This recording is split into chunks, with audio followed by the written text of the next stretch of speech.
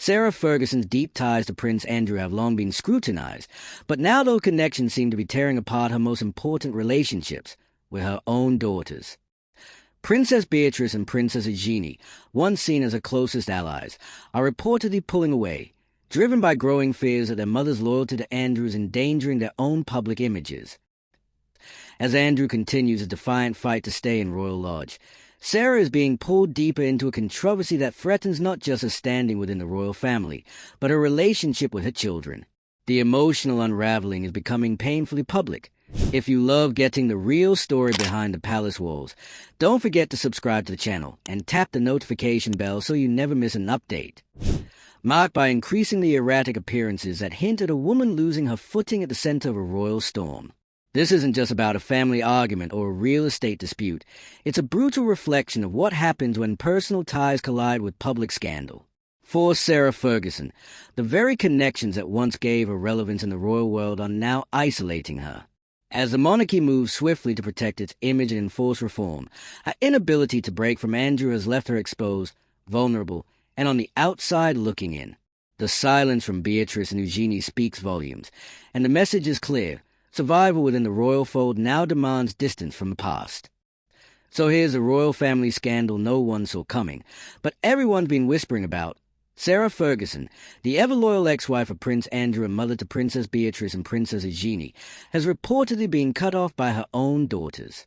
And yes, this is happening while the royal family is in full meltdown mode over Prince Andrew's refusal to vacate Royal Lodge. It's messy, it's dramatic, and it's putting everything the monarchy claims to stand for, duty, dignity, family, under a very unforgiving spotlight. At the center of it all is a woman who's always hovered on the edge of royal life, never fully in, never fully out, Fergie. And now, even the people closest to her, the ones she probably thought she could rely on until the bitter end, are backing away. But before we get to the heartbreak, let's talk about the pressure cooker that's been building for months behind palace. Prince Andrew is refusing to leave Royal Lodge. That's a massive 30-room Windsor estate he's been holed up in, clinging to a lease that technically still gives him a legal claim. But King Charles? He wants him out. Prince William? Absolutely livid. The plan is to clear the place and repurpose it. Because let's be honest, the optics of a scandal-ridden royal living like a king on a taxpayer-supported estate? Not if you love getting the real story behind the palace walls. Don't forget to subscribe to the channel and tap the notification bell so you never miss an update. And unfortunately for Sarah, she's caught in the crossfire. Because even though she and Andrew divorced decades ago, their relationship never really ended. They still live together. They still appear together. She still defends him publicly. And while loyalty is admirable, this particular brand of loyalty is now costing her. Big time. King Charles and William are making moves. And when they say Andrew has to go, they mean it. Financial incentives, legal pressure, family negotiation, everything's being thrown at the wall. And as the pressure mounts, Fergie's already tenuous place in the royal fold is starting to crumble. But here's a twist no one expected. Beatrice and Eugenie, her daughters, have reportedly taken a giant step back. This isn't some subtle distancing or royal scheduling conflict. This is a serious, dramatic shift. The daughters who stood by her through thick and thin are allegedly done, distancing themselves from their own mother to protect their image, their families, and maybe even their future roles. It's the kind of betrayal that makes headlines, but also exposes the deeper fracture lines running through the royal family right now. Because this isn't just about Sarah's emotional unraveling. It's a symbol of the monarchy's ruthless, survival-first strategy. Fergie has long been viewed as a wild card, emotional, erratic, a little too visible for someone no longer officially royal. And now that things are spiraling with Andrew, she's suddenly looking like a liability.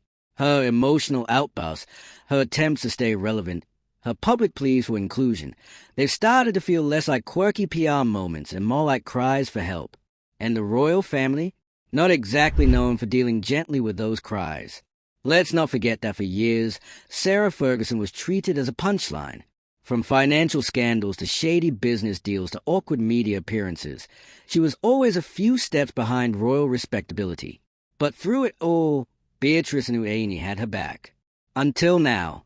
Because now, the stakes are too high. The monarchy is under immense pressure to clean up its act. After years of reputational hits, from Megxit to Prince Andrew's catastrophic downfall, the new agenda under King Charles and Prince William is modernization through elimination. Cut the scandals, cut the liabilities, cut the emotional baggage. And unfortunately for Sarah, that's what she's become, baggage. Her continued defense of Andrew, her refusal to fully separate from his image, her insistence on holding on to her royal-adjacent status, it's all collided into a very public implosion. And as the Royal Lodge situation heats up, so does the urgency to get them both out. Behind the scenes, Charles and William are reportedly strategizing every possible way to exile Andrew from Royal Lodge. That includes leveraging finances, threatening status, and yes, getting Beatrice and Eugenie involved. The idea is simple. If Andrew won't listen to the king, maybe he'll listen to his daughters. And if that means encouraging them to withdraw affection, apply pressure, or even sever ties with their mother as a form of collateral damage, so be it. It's cold. It's calculated. And it might be working. Because Sarah Ferguson is now more isolated than ever. Her public appearances are increasingly erratic, emotional proclamations, interviews that feel more desperate than dignified, and a creeping sense that she's losing the only real platform she had, her family. Without the support of her daughters, who've always been her biggest offenders, Sarah's place in the royal narrative is looking more and more like a footnote. One tied to a disgraced prince, an unwelcome estate, and a rapidly shrinking circle. What's more, this entire saga is feeding directly into a growing public outcry about royal finances. People are furious that Prince Andrew, a man stripped of royal duties, is still living in a palatial estate funded by the crown, and by extension, taxpayers. That anger is turning into a broader demand for transparency. Why are figures like Andrew and Sarah still enjoying royal perks? Why hasn't the monarchy acted faster to distance itself? What's really going on behind those gilded? The monarchy can't afford to ignore those questions anymore. And that's why this restructuring isn't just about property or family. It's about survival. Charles and William are keenly aware that the monarchy is only as strong as its public support. So, removing Andrew from Royal Lodge is more than a symbolic gesture. It's a strategic play to prove they're serious about reform. That they will clean house, even if it means breaking family. And in the middle of all this, Sarah Ferguson is left flailing. Her role within the royal family is already unofficial. Now, without Beatrice and Eugenie backing her, it's practically non-existent. She's pleading for acceptance, hoping to keep one foot inside the circle. But it's not working. Her daughters are pulling away. The palace isn't responding. And the public is losing patience. Sarah's downfall is a cautionary tale about loyalty, legacy, and the cost of clinging to a world that no longer wants you. Because the new monarchy, it's not here for nostalgia. It's not here for emotional appeals. It's here to protect the institution.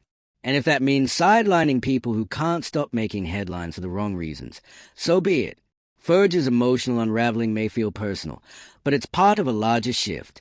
The royal family is redefining who counts, who's useful, who's dangerous, and who gets left behind. Sarah Ferguson, and, by extension, Prince Andrew, are being left behind. And what makes this especially brutal is that it's not just the crown turning away. It's her own daughters. Princess Beatrice and Princess Eugenie know the stakes. They have young families, royal titles, and carefully managed public images. The last thing they need is to be dragged into a scandal that shows no sign of resolving. And whether it's their choice or they're being pushed to it, the result is the same. Their mother is... The internal power struggle over Royal Lodge is just the beginning. What we're really seeing is a full-blown palace recalibration, a purge of the past, a cleansing of controversy. And in the process, the emotional wreckage is piling up. Sarah Ferguson's story is painful, but it's also telling. It reveals just how far the monarchy is willing to go to protect itself. Family loyalty is conditional. Public image is everything. And when the two come into conflict, the institution wins. So as Andrew digs in his heels at Royal Lodge, and Sarah fights for a place in a family that's already shut the door, one thing becomes clear. This is no longer just a royal drama. It's a royal reckoning. And if the monarchy is serious about surviving the 21st century, it's going to need a lot more than palace press releases and carefully staged photo ops. It's going to need to decide who it protects and who it's willing to let fall. Don't forget to like, subscribe, and drop your thoughts in the comments. Has Sarah Ferguson been unfairly cast aside, or is this just a brutal reality of royal life in 2025? Let us know. As the pressure ramps up, one thing is crystal clear. This isn't just another headline about a dysfunctional royal family. It's a full-blown identity crisis for Sarah Ferguson, and by extension, a monarchy that's tearing itself apart in slow motion. Let's be honest. Sarah Ferguson has always been a complicated figure in royal life. Not quite royal, but never entirely out of it. Her charm was always laced with controversy. And while she's tried, over the years, to rebrand herself, children's author, charity ambassador, motivational speaker, none of it ever fully erased the baggage of her past. Or her present. That baggage has always included Prince Andrew, the man at the center of one of the most toxic scandals the royal family has faced in decades. And while most of the institution ran for cover after Andrew's disastrous BBC interview, Sarah doubled down, publicly supporting him, living with him, aligning herself with him as if nothing but everything had changed.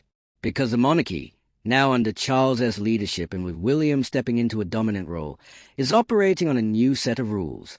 The old tolerance for messy family drama is gone. The new mandate? Clean house. And when your personal brand is built on chaotic loyalty to a disgraced prince, you're not going to make the cut.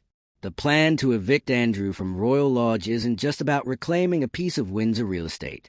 It's about severing ties with everything and everyone associated with scandal. That includes Sarah Ferguson. And even her daughters, the ever-loyal Beatrice and Eugenie, seem to know which way the wind is. Sources say the two princesses are distancing themselves for practical reasons.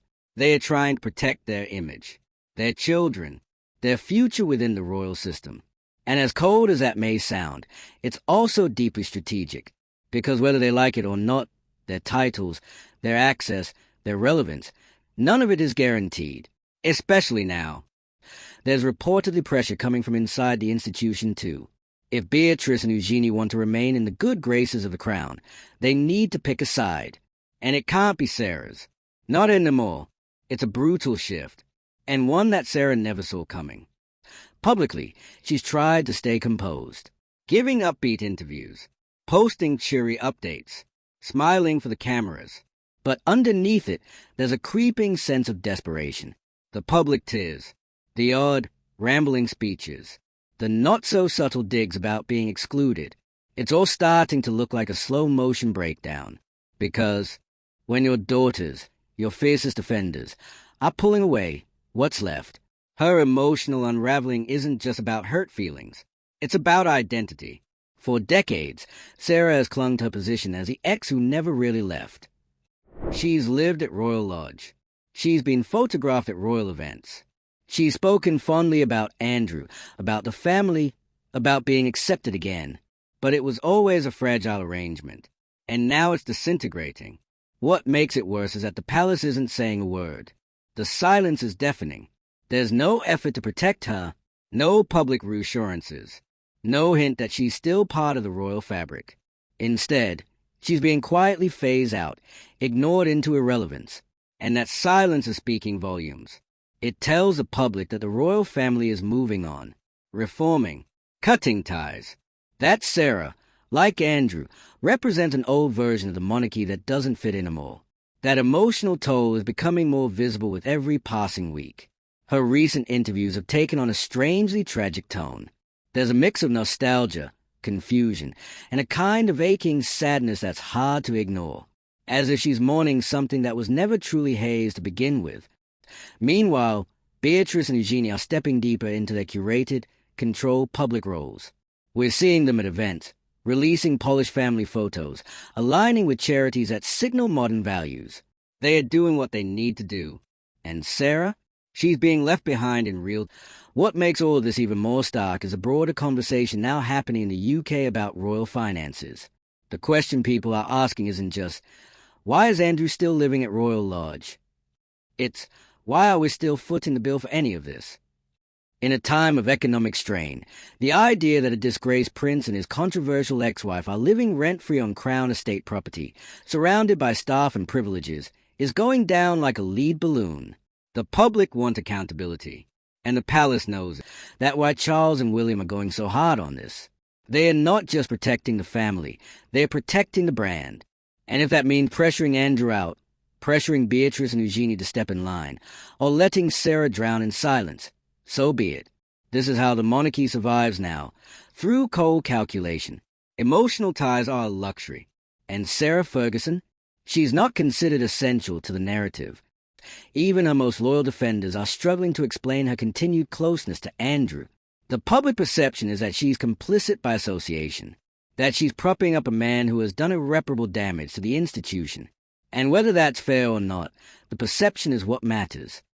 And that perception is bleeding into how Beatrice and Eugenie are viewed too, which is why they are taking such drastic steps to ruline themselves. In distancing themselves from their mother, they are trying to rewrite their own future in the monarchy. It's painful. It's ruthless. And that's the part that stings the most. Because for Sarah Ferguson, it's not just a public fall from grace. It's a private one too. She's lost her place, her relevance, and now, potentially, the closeness of the only people who truly mattered to her. The very daughters she fought for, raised under media glare, and shielded from royal chaos are now reportedly avoiding her. Not out of malice, but out of necessity. That necessity is born out of survival. The royal family is in a new era. And everyone, whether born into it or married into it, is being asked the same question. Are you an asset or a liability? Sarah Ferguson, in the palace's eyes, is a liability. And the daughters who once stood by her are no longer in a position to offer protection, because they are protecting themselves. And really, can you blame them? This is what royal life looks like now. It's a high-stakes balancing act between loyalty and longevity. Public perception rules everything. Scandals are met with swift exile. And emotional ties, no matter how deep, get sacrificed at the altar of institutional stability. So where does that leave Sarah? On the outside, looking in. Again, she's always been the outsider, the one who never truly belonged. And after years of clawing her way back into the royal circle, through charm, through PR, through proximity, she's right back where she started. Alone, vulnerable, and increasingly irrelevant. Her story is a reminder that royal forgiveness is a limit, that proximity isn't power, and that in the end, the monarchy will always choose self-preservation over sentiment. Sarah Ferguson isn't just a woman in crisis. She's a symbol of what happens when the royal machine moves on without you. Her downfall isn't just personal, it's institutional. And as the monarchy marches forward, reshaping itself in the image of King Charles and Prince William, there's little room for anyone, or anything, that threatens a new narrative. Not even the Duchess of York. The real heartbreak in all of this isn't just the exile. It's the silence. Because let's not sugarcoat it. Sarah Ferguson built her entire post-divorce existence around the idea that she still belonged. She was a royal rebel who found her way back into the fold. The ex-wife who still spent Christmases at Sandringham. The mother who raised two princesses with charm, if not always decorum. And for a while, the palace tolerated it. Quietly, unofficially. She was never fully welcomed back, but they let her orbit.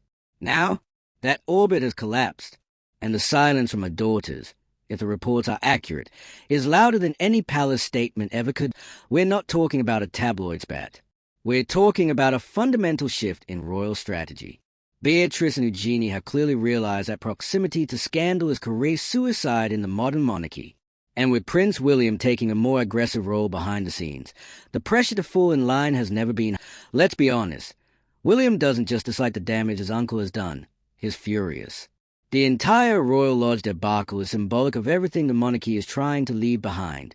Secrecy, entitlement, scandal with zero accountability. William reportedly wants Andrew gone, physically, reputationally, and financially. Full cleanse. No remnants. And Sarah? She's the biggest remnant of all. Living with Andrew. Defending Andrew. Refusing to step away from a mess, even when every signal screamed distance yourself. She didn't. And now she's being distanced for herself. That's the tragic irony. Sarah might have thought she was showing loyalty. But to the royal institution, loyalty to Andrew equals disloyalty to the crown. And her daughters, raised on the razor's edge between private affection and public duty, are being forced to choose, not between right and wrong, but between their mother and the monarchy's future. And guess what? They are choosing the latter. Because in this family, survival doesn't come from love. It comes from strategy. And strategy means cutting your losses, no matter how painful. Now, that's not to say Beatrice and Eugenie have turned into cold-blooded PR machines. But they're grown up. They've seen the damage up close. They have children of their own now. They understand that one wrong move, one association too close to a scandal, and the press will devour them. The public will turn. And the monarchy will let it happen. So, they've pulled away, not with a dramatic statement, not with fireworks, but in the most royal way possible, quietly, decisively, and without room for misinterpretation. And Sarah? She's left trying to read the silence, trying to interpret the lack of invitations, the polite cancellations, the missing phone calls, the carefully worded, "we're just keeping a low profile right now" texts. It's death by 1,000 cuts. And every one of them is cutting her deeper. Because for all her missteps, all her questionable choices, Sarah Ferguson loved her daughters loudly, fiercely, and with full commitment. She stuck by them when the palace wouldn't. She humanized them when the royals wanted Polish. And now, those same daughters are being used as leverage in a palace power play. Not necessarily by choice, but by force. It's not just sad. It's surgical. The monarchy is evolving, fast, and it's shedding anything, or anyone, that might jeopardize the illusion of control. Sarah Ferguson, once tolerated as a harmless outsider, has become a living reminder of everything they are trying to erase. That's why this story matters. Because it's not just one woman's slow exile. It's a case study in how the modern monarchy works, what it values, what it sacrifices, and how far it's willing to go to preserve its carefully curated image. Sarah Ferguson didn't just lose access to a royal estate. She lost access to the one thing she thought was untouchable, her family, and in a monarchy obsessed with control, that may be the most devastating consequence of all. If you've made it this far, you're clearly just as deep in the royal drama as we are. So hit that like button, subscribe if you haven't already, and tell us in the comments, do you think Sarah deserves another shot, or is this the final chapter in her royal story? We'll be watching.